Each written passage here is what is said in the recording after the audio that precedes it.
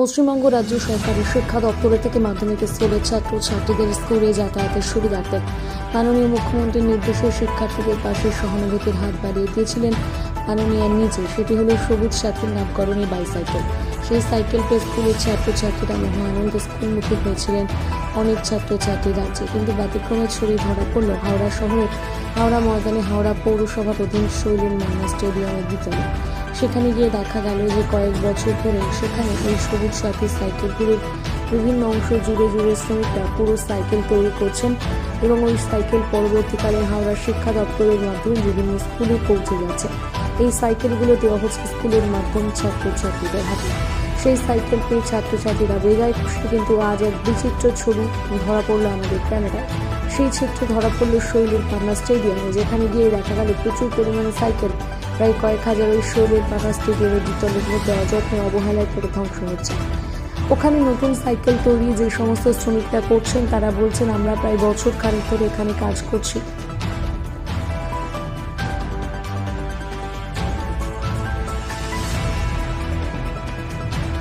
তার আগে থেকে এইসব সাইকেলগুলো এভাবে পড়ে থাকতে দিনের পর দিন দেখে আসছি। হাওড়া পৌরসভার বর্তমান প্রশাসক ডাক্তার সুজয় চক্রবর্তীর কাছে এই বিষয়ে জানাতে চাইলে তিনি জানান, হাওড়া পৌরসভার সাইকেল দেখার জন্য জায়গাটি দিয়েছে, কিন্তু এতে তাদের কোনো রকম এখতিয়ার নেই সাইকেল কী অবস্থায় আছে না আছে তা দেখার। এটি দেখেন সম্পূর্ণ হাওড়ার শিক্ষা দপ্তর। এখানে প্রশ্ন তুলেছেন বিজেপির রাজ্য সম্পাদক উমেশ রায়। তিনি বললেন, মাননীয় মুখ্যমন্ত্রীর স্বপ্নের প্রকল্প এভাবে নষ্ট হচ্ছে, এটা সমাজের একটা দুর্নীতির ব্যাধি বলে আখ্যা দিয়েছেন। এবং তিনি বললেন, এত হাজার হাজার সাইকেল যদি ছাত্রছাত্রীদের হাতে তুলে দেওয়া হতো তাহলে তারা উপকৃত হতো। কী উদ্দেশ্যে সাইকেলগুলো অপচয় করে রাখা হচ্ছে সেটাই ভাবাচ্ছে তাকে। এইটা অ্যাকচুয়ালি আমাদের যে এডুকেশন ডিপার্টমেন্ট আছে এখানে, এই সাইকেলগুলো তো আমরা ডিস্ট্রিবিউট করি না। আমাদের ওখানে শুধু রাখার জন্য, যেহেতু অফিসের ওদের অত স্পেস নেই, আমরা ওখানে রাখা হয়। এবার এই সাইকেলগুলোর রক্ষণাবেক্ষণ সবই আমাদের শিক্ষা দপ্তর করে এবং আমাদের এখানে আমাদের যিনি মেন আধিকারিক আছেন ওনারা দেখেন এটা।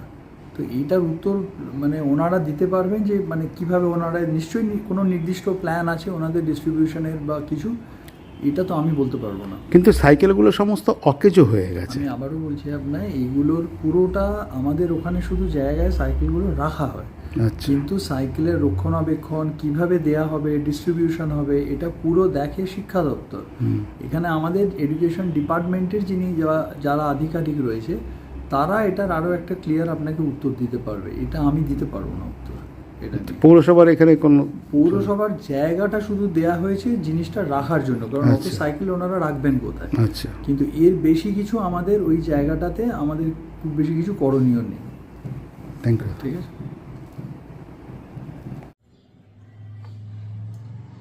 আজকে একটা স্পোর্টসের কম্পিটিশনের তে গিয়ে যেটা দেখা গেল, পশ্চিমবাংলার রাজ্য সরকার কত উদাসীন আছে নিজের অনেকগুলো প্রকল্পকে কার্যে রূপায়ণ করতে।